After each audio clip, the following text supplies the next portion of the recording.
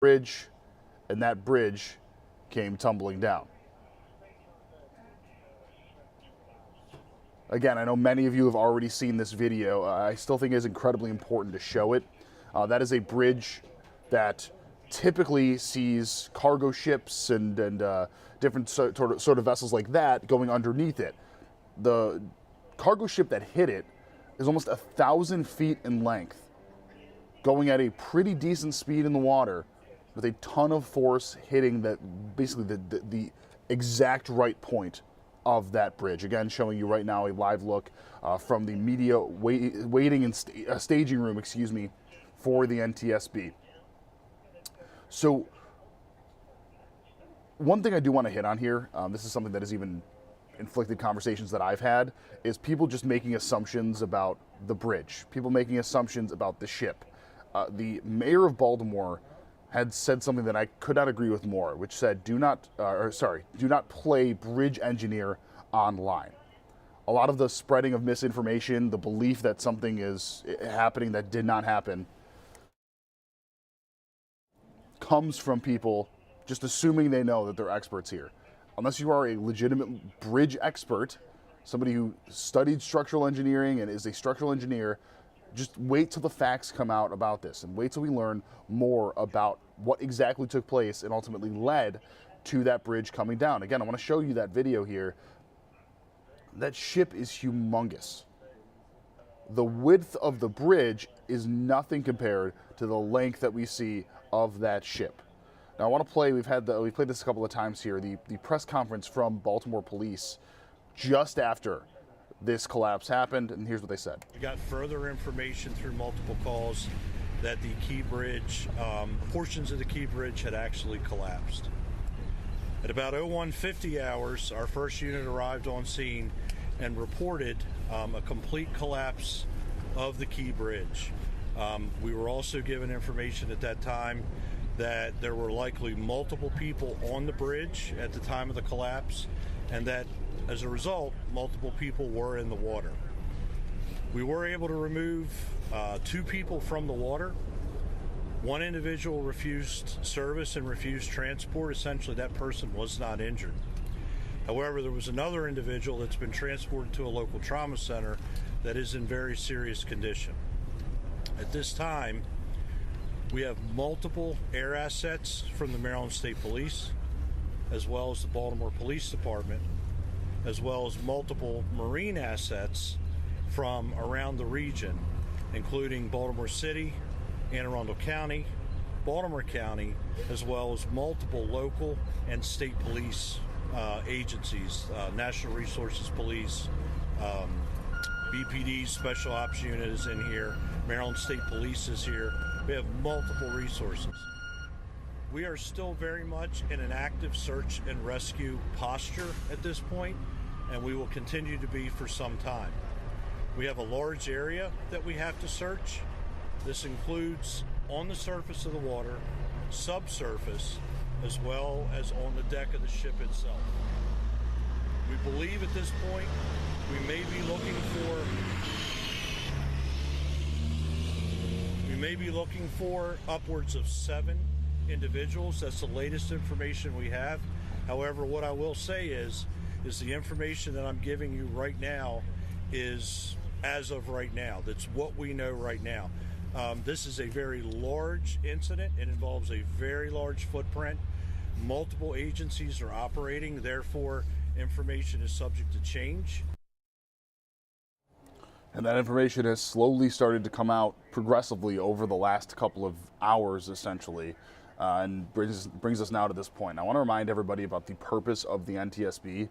They investigate causes, and they investigate results, and they investigate what potentially could have broken down for many of these things. They do not investigate basically the NTSB chair, Jennifer. Yeah, so the NTSB chair, at speaking, but they do not investigate the deaths and things like that. They talk structurally what can be done, what changes can be done. The accident involving the Francis Scott Key Bridge yesterday in the NTSB investigation, and with her will be the investigator in charge. Okay, so we're going to be hearing from them very shortly. Again, I want to remind everybody, investigations into deaths, people, things like that. This strictly talks about the bridge, and this strictly talks about the cargo ship, things like that. Let's bring you live now. Thank you for joining us. Again, my name is Jennifer Homendy, and I'm the chair of the National Transportation Safety Board. With me today is one of our newest board members, Alvin Brown. Member Alvin Brown this is his training launch, and we have our investigator in charge, who we call the IIC, Marcel Muse. As I mentioned, we arrived on scene yesterday at about 6 a.m., but the team came in from across the country throughout the day. It was really a day to get our bearings. We set up our family assistance program and also began to develop our investigative plan and request documents that we need in order to conduct our investigation. Today is really the first full investigative day on scene.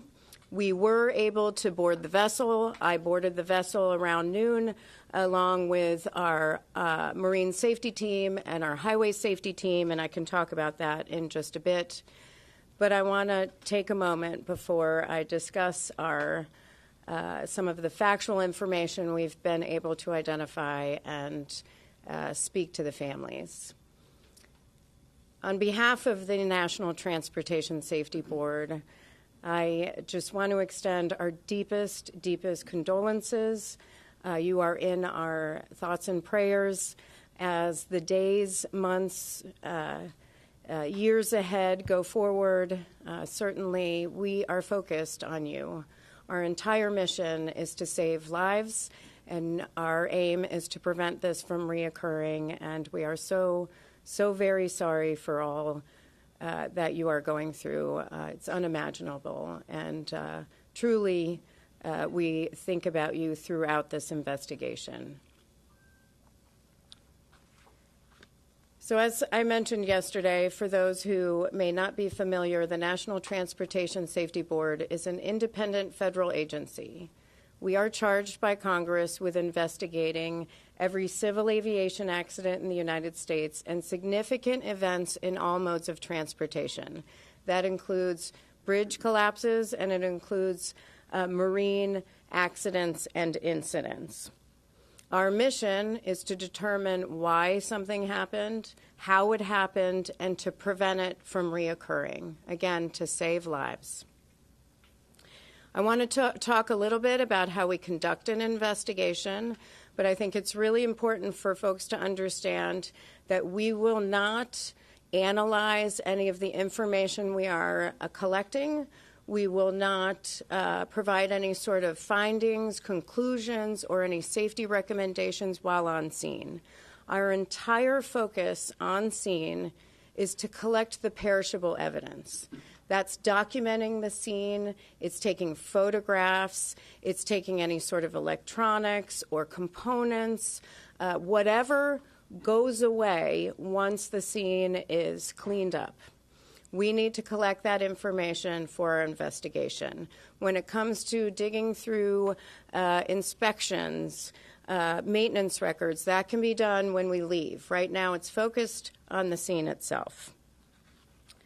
So to conduct our investigation, we work with parties to the investigation. Parties to the investigation provide us technical information. This is factual information that we use as part of our fact-finding. So if we need bridge inspection data, we would ask, say, the Federal Highway Administration or information about Coast Guard inspections, we would ask the Coast Guard. So parties to the investigation are the United States Coast Guard, Maryland Transportation Authority, the Association of Maryland Pilots, and we've invited Grace Ocean Private Limited and Synergy Marine Private Limited. Grace Ocean is the owner of the vessel, and Synergy is the operator of the vessel. Again, these parties are part of the fact-finding. They do not conduct analysis with the NTSB. The NTSB does that independently on its own, and then we do our own findings. our own probable cause, and our own safety recommendations. Now, in order to effectively carry out an investigation, we have experts throughout the NTSB in different areas. And so we break up our investigation into groups. Those groups focus on their particular areas of expertise. In this safety investigation, we have a nautical operations group. This group gathers evidence to document the actions taken by the vessel, the procedures for the safe operation of the vessel, company oversight, waterway management, safety management, and regulatory oversight. That group would and has collected and has asked for information on, say, duty records, licensing, training. They requested the crew list. So we were able to confirm that there were 21 crew members on board the vessel at the time of this accident, plus 2 pilots. That's 21 crew members plus 2 pilots for a total of 23 individuals on board the vessel at the time of the accident. They also were able to obtain the cargo manifest. Now, the cargo manifest, we did bring in one of NTSB's senior hazmat investigators today to begin to look at the cargo and the cargo manifest. He was able to identify 56 containers of hazardous materials. That's 764 tons of hazardous materials, mostly corrosives, flammables, and some miscellaneous hazardous materials, Class 9 hazardous materials, which would include lithium-ion batteries. Some of the hazmat containers were breached. We have seen sheen on the waterway. The federal, state, and local authorities are aware of that, and they will be in charge of addressing those issues. But the NTSB, as part of our safety investigation, documents that type of release, documents the damage, and documents the type of materials involved as part of our investigation. We also have an engineering group which gathers evidence to document the design and operation of engineering systems, including the vessel propulsion, steering, and power. The operations and engineering group was able to board the vessel last night, and they did a walkthrough of the vessel, including the bridge and the engine room. They were looking for other electronic components, any sort of downloadable recorders, any sort of cameras, any sort of CCTV. They did not find any of those things, but that search continues. They've also requested a number of documents, including maintenance and inspection history, and are, as we speak, conducting interviews on board the vessel. Those interviews began at 1 p.m. this afternoon, and those are with the crew members on board the vessel. And then again, I mentioned we did board again today at 1 o'clock. That was pretty much the entire team, me, plus Office of Highway Safety, Office of Marine Safety, Member Brown, and looked at the damage. We were able to take a look at pier protection. We looked at some of the damage to the containers and certainly the bridge structure. Now we have a recorders group, which is responsible for locating, retrieving, and downloading any recorder or recorded information that may relate to the accident. We do have the voyage data recorder. They worked on that all day to validate that information. They also have a printout of the alarms. That's the log. They still have to go back and look at that and validate that information at a later time. In addition to that, our survival factors group interviewed or discussed with the Maryland Transportation Authority Police the timeline of events that occurred around the time of the bridge strike. Though that two sets of information we're putting together in a timeline that we will release through our social media channels. But for right now, I'm going to ask Marcel to go through the voyage data recorder information that we have to share with you, as well as some of the information that we gathered from the police. Thank you, Chair. Information from the Dolly's voyage data recorder, or what we call a VDR, was successfully recovered on the morning of the accident by the U.S. Coast Guard. It was provided to the NTSB upon our arrival. Approximately 6 hours of VDR data was provided to the NTSB. The recording included the time period from midnight to 6 a.m. By regulation, the VDR is required to record 30 days of history, and the NTSB is continuing to obtain more data. The times expressed below, as recorded by the VDR and converted to local Eastern Daylight Time. All information is preliminary and subject to final validation. The VDR data is comprised of audio from the ship's bridge, as well as recordings from the ship's VHF or very high-frequency radios. The quality of that audio varies widely because of the high levels of background noise and alarms. Additional analysis will be performed at the NTSB's lab to filter out the audio and improve its quality. Additionally, the VDR recorded limited sensor data. An example of that data recorded includes the ship's speed, engine RPM, ship's heading, and rudder angle, as well as some alarm information. NTSB engineers are working to identify and validate all of that data. The VDR recorded the ship's departure from Seagirt Marine Terminal at approximately 12:39. It recorded the ship's transit outbound in the Fort McHenry Channel and the striking of the Francis Scott Key Bridge. By 1:07, the ship had entered the channel, and by 1:24, the ship was underway on a true heading of approximately 141 in the Fort McHenry Channel at a speed of over ground of approximately 8 knots, or 9.2 miles per hour. At 01:24 and 59 seconds, numerous audible alarms were recorded on the ship's bridge audio.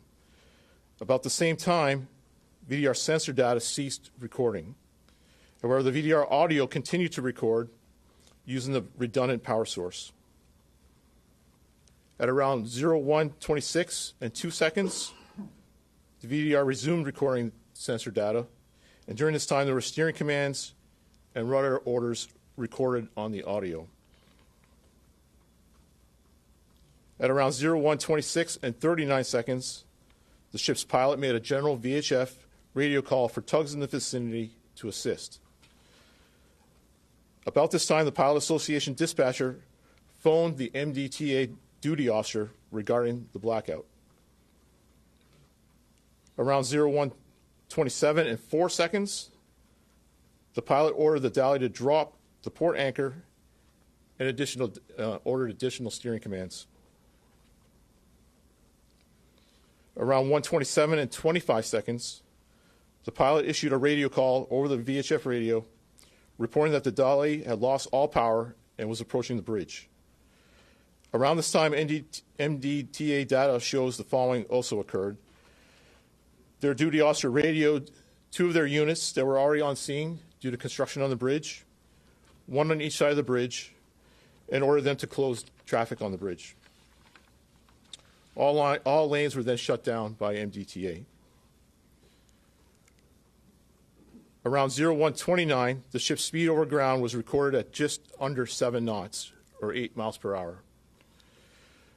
From this moment until approximately 1:29 and 33 seconds, the VDR audio recorded sounds consistent with the collision of the bridge. Additionally, around this time, MDTA dash cameras show the bridge lights extinguishing. Additional analysis of the VDR audio in comparison with other time sources will be needed to determine the exact time of contact between the dolly and the bridge. At 1:29 and 39 seconds, the pilot reported the bridge down over the VHF radio to the Coast Guard. The NTSB will later convene a group of technical experts to review the entire VDR recording and develop a detailed transcript of the dialogue and the event alarms as recorded. A few areas of that I just want to clarify.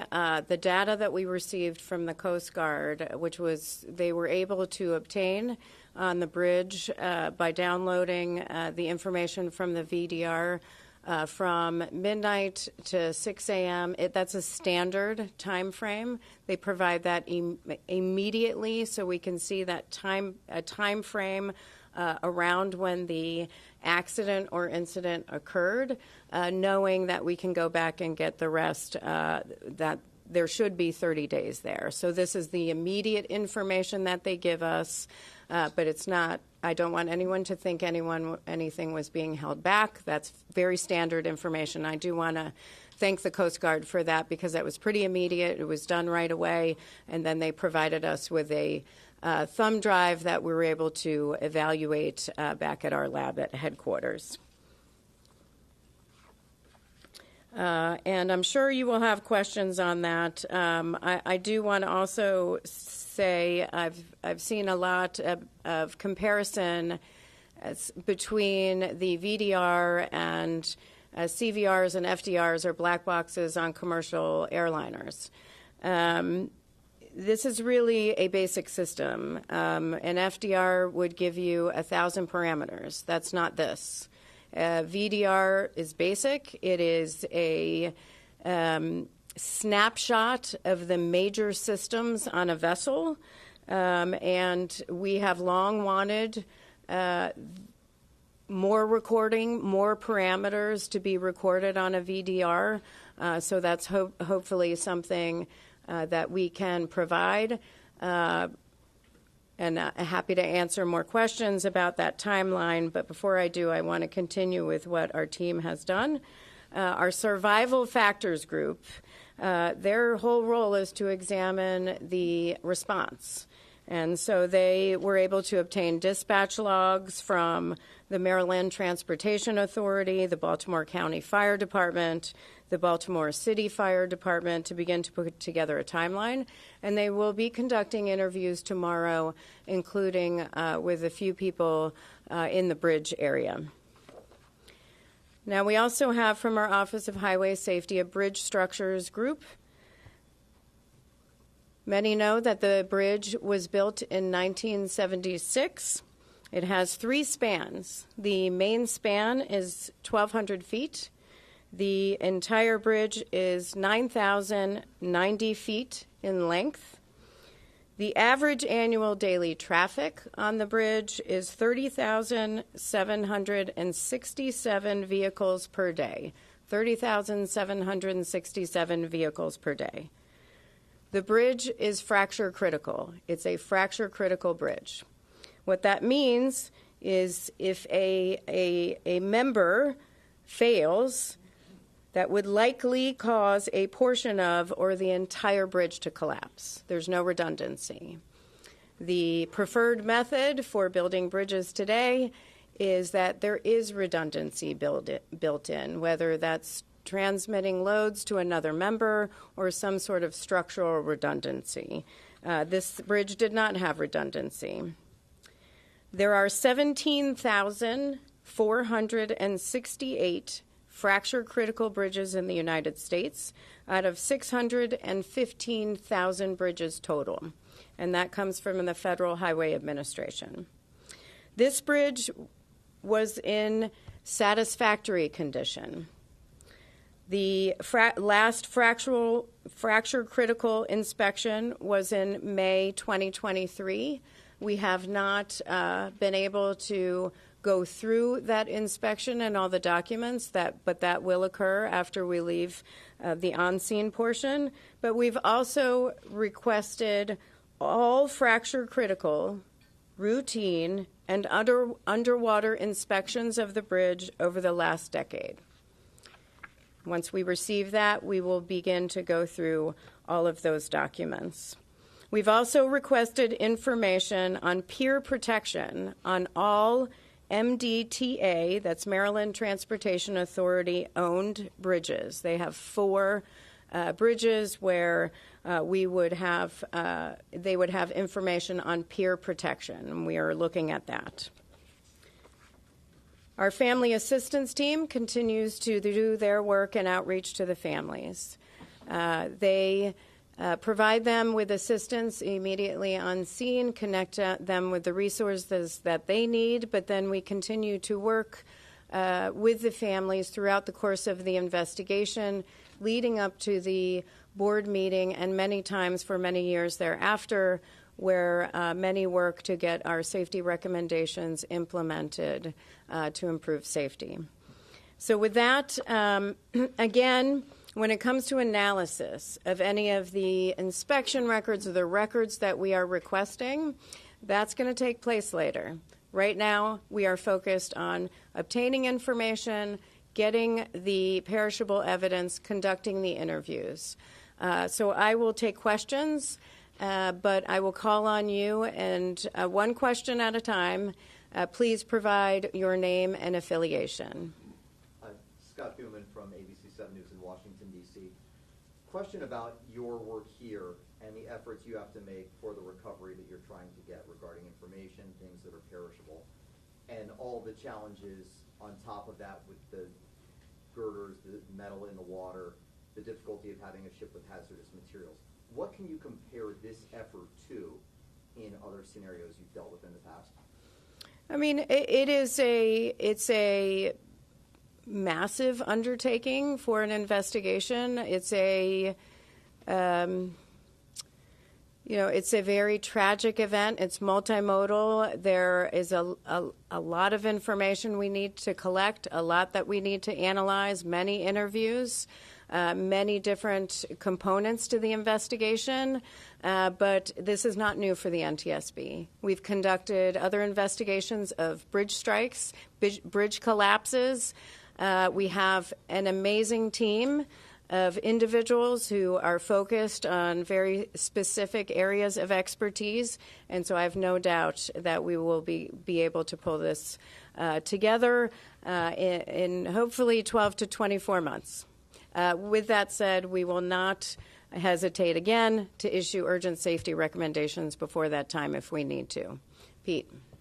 You said that there was limited sensor data from the voyage data recorder, engine RPM, heading, rudder angle, and alarm information. How upsetting is that to you, knowing that there were not more parameters recorded?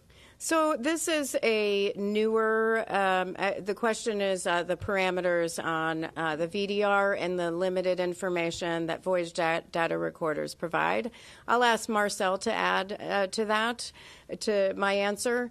This was a newer model, so it did have additional features, but it is very basic compared to, say, a flight data recorder where we would have 1,000 parameters. So it would be good to have that information, key to have that information for an investigation. I think Marcel can provide additional information on what might be missing. So this is a voyage data recorder. It's not a ship-wide system recorder. So most of the sensors that are being recorded are from the bridge, so things like GPS, the audio,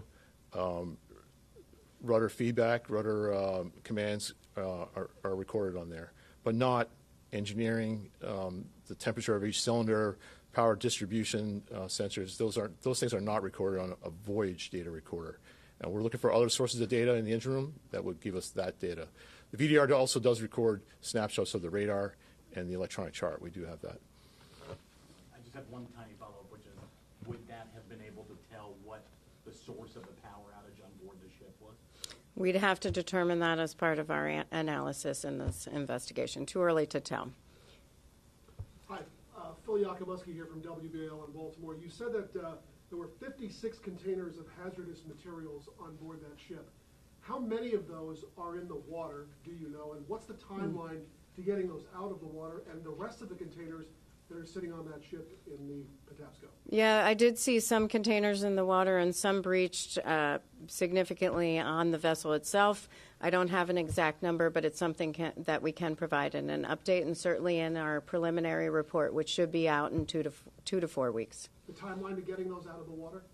That is not something that the NTSB does as part of our safety investigation, but that is something that I would refer to the federal, state, and local authorities.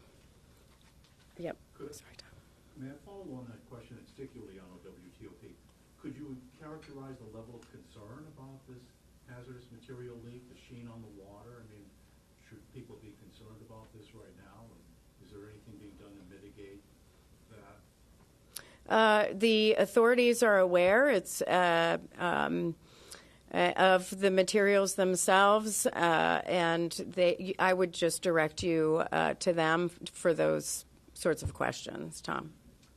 Madam Chair, could I ask you to give me again the time that the pilot called for the tugs? I didn't get that as quickly as you happened to mention it. And the second of all, when the pilot called for the tugs, confirming the ship had no tugs at all, helping it navigate through the waters before it hit the bridge? That's correct. The tugs help the vessel leave the dock, leave the port, and then get into the main ship channel, and then they leave. Once it's on its way, it's a straight shot through the channel. So there are no tugs with the vessel at that time. So they were calling for tugs. Do you have the time frame? Sure. The pilot made that call at 1:26 and 39 seconds, according to the VTR. Yes. Hey, Danny, from the Washington Post. Two things. One, can you update us on the status of the ship workers? What's the food and water situation like, and how long can they expect to be there? And then two, did the ship have signs of power problems before the Mayday call? We have heard there's a question on the concerns about power, or reports of concerns of power outages on the vessel prior to that moment of the bridge striking. We have seen reports of that. We've read reports of that. We've heard reports of that. That's all part of our investigation that we'll have to look into and verify. With respect, there was a question on the food situation with the workers on board. The cook was cooking. When I got on board, it smelled very good, and I was very hungry. So I don't have any other information other than that, but we were able to engage with some of the crew members, and others are part of the interviews that are ongoing. No information on how long they'll be there? On information on how long they will be there, that is not information I have at this time. Sir? With WSA 9, you said there were reports of potential outages. Are we talking about days, weeks, months? Can you give us any kind of time reference? For the outages on the vessel, you're asking about outages on the vessel prior to this moment of striking the bridge. We don't have any information of outages on board the vessel prior to that time. Certainly, we are going to look at what we can get from the VDR data because there should be 30 days. So hopefully we'll be able to find something in that data if the entire 30 days is there. But we are aware of the reports, and that's something that we need to look into. Chris? Yeah. Can you you mentioned when you were doing the TikTok that some of the audio was obscured by alarms, and alarms started sounding. Can you give us some sense as to what that experience on the bridge was like in those moments? Was it a cacophony of alarms? Was it calm? What you're able to take from the recording? Sure. I actually don't have that information right now. That's why we take the data back to our lab, where we can filter out some of that background noise and some of those alarms as well. Also, bring in parties that will help us understand what we're hearing, who's talking, if there's some foreign language. That's why we have parties come in and join us, and also use the software that we have back in Washington, D.C. to do that. We're not able to do that on scene here. So you've not listened to the recording? I have not, no. That's our recording group that does that. And if I may follow up, just what you experienced on the ship, the state of the ship, the bridge, the condition. What we experienced on the state of the vessel and the condition is the question. I mean, it's pretty devastating, certainly, seeing not just what's going on with the cargo containers, but just looking at what was a bridge span, 3 bridge spans, that is pretty much gone. That is, it's just utter devastation. And when I look at something like that, I am thinking not about the container ships that are coming through, not about traffic getting back up and running on the bridge. I'm thinking about the families who've lost loved ones and the families who are waiting to reunite with loved ones and what they must be going through. On the alarm information, just to add to that, we have the logs, and we'll go through that. But when we provide the transcript, a lot more will be on the transcript, which we will read out during the course of the investigation. Tom? Have you spoken to the pilot at this point? The question is, have we spoken with the pilot? There were 2 pilots on board at the time, and those interviews are scheduled for tomorrow. And have you spoken to the ship's captain? One of those interviews occurred today, along with the mate and chief engineer and one of the other engineers. I don't have a readout of those types of those interviews because they are currently ongoing, and our team was still on the vessel when I came to the press conference. So, ma'am. Yep. Kristen Griffith with the Baltimore Banner. I know you said you guys aren't in the analysis phase yet, but can you at least say if you're considering whether the cause of the power loss of the vessel has to do with contaminated diesel fuel? The question is on reports in the media about contamination in the fuel. As part of any investigation by the NTSB, we look at the fuel system. We collect a sample of the fuel. In this particular situation, it would be marine diesel fuel, but we still have to do that. That sample will be taken, and we will analyze the quality, any sort of contaminants. We'll look at viscosity. That'll be part of our investigation. Back here. Yep. Kelsey with WJP here in Baltimore. How quickly was the crew in touch with authorities? On the timeline? And the question is how quickly the crew was in touch with authorities. You have the timeline. The call went out from the crew about the bridge being down at 1:29 and 39 seconds. And we have the bridge fall about 1:29 and 0 seconds. Our first indication of a problem was when the pilot called for tugs. So that was at 01. I'm sorry. Hold on. At 01, 26 and 39 seconds is when the pilot called for tugs. That would be the indication. That's the indication of the first sign of needing help. How long was that after the VDR stopped recording? That was 1:26, I think, at something. 1:24 and 59 seconds. Thank you. Was there any controllability left in the boat after these alarms went off? And I mean, was there any hope? I guess is kind of the question, that they could steer the ship back onto the lane. Was it out of control? Well, first of all, we've seen the recordings. We have data which is consistent with a power outage. However, we don't have information, factual information, that can confirm that power outage. So we aren't there yet. That's why we are looking for more information on the ship. Yep. You have a video that pretty much shows everything that happened in this crash. How helpful is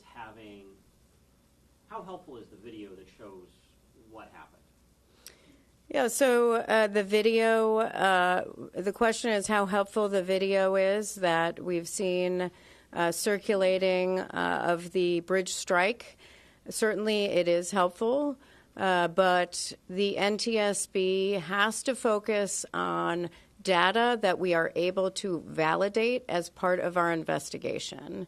The public, the world, relies on us to be independent, thorough, fact-based, and it is meticulous work. But because we do that, we get to the right solutions as part of our investigation. We are very careful not to jump to conclusions, to speculate, and so it's helpful to have. But what's really helpful is the information that we are able to validate, and that takes time, and that will lead us to the findings, probable cause, and safety recommendations that we'll issue. Yes? Kyrie Stewart, WBAL. Can you tell me exactly the kinds of hazardous material that were in the containers that were breached and how much spilled, approximately how much was that spilled into the waterway? The question is the types of hazardous materials that were breached. The information I have right now of the containers of hazardous materials, the total of 56 containers, were those contents. On what was in the actual breached containers, we'll have to provide you more information on that. But in total, it was a number of corrosives, a number of flammable materials, and we have some miscellaneous. They fall under what is Class 9, which is miscellaneous hazardous materials, which is where the lithium-ion batteries would be. How big the spill is? How big that? How much is approximately how much is in the waterway right now? The question is how much would be in the waterway, how big the spill would be. First of all, we have to get to some of those containers. It's a pretty dangerous situation in that area, and we can't go in there. I doubt any other federal authorities right now could go to see how much is left in the containers themselves. Last question. Beatrice Peterson, ABC News. I'm just curious, has the ship regained power, and if the bridge wasn't destroyed, would the ship be able to move? That's a lot of assumptions. For the NTSB, we don't speculate. We don't make assumptions on the what ifs. Right now, we are just focused on the facts and on what occurred in this accident to determine what happened to prevent it from reoccurring. And can you talk to me a little bit more about the safety challenges? Earlier today, Governor Moore said that they had to suspend the recovery mission because it was unsafe for the divers to swim. I was just wondering, are there any other challenges you guys are facing outside of the hazardous materials? The question is on the challenges for our team. There's certainly a number of challenges. Today it was raining. I will say what it requires to go to the vessel. The MDTA police took us on a smaller vessel out to the container ship, and we are going up a Jacob's ladder outside of the vessel, all of us. Once we get up there is a lot to traverse. It's raining. It's slippery. Of course, we have the hazardous materials. We have containers that are open. We certainly have structural damage everywhere. So we have to make sure that we have our safety gear, that we are focused on holding both handrails at the same time, and being safe in wet conditions, and it's cold.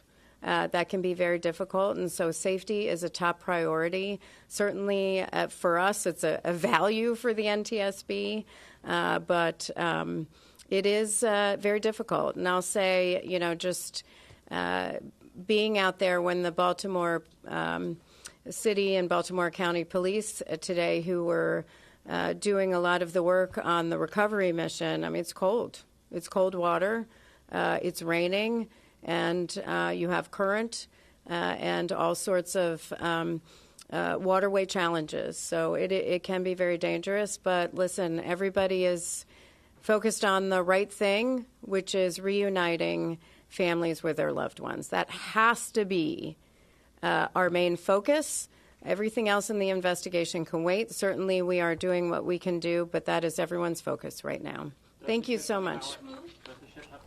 So we now will wait to discover. Right now it cannot move. They're not sitting in the dark, right? Yeah, they're not sitting in the dark right now, but it cannot move right now. That's a question on whether the ship can move. No. Thank you. So now we will wait to learn the results of the investigation. Now, typically it takes years essentially to find that out, but we will, of course, wait to see potentially what that could look like.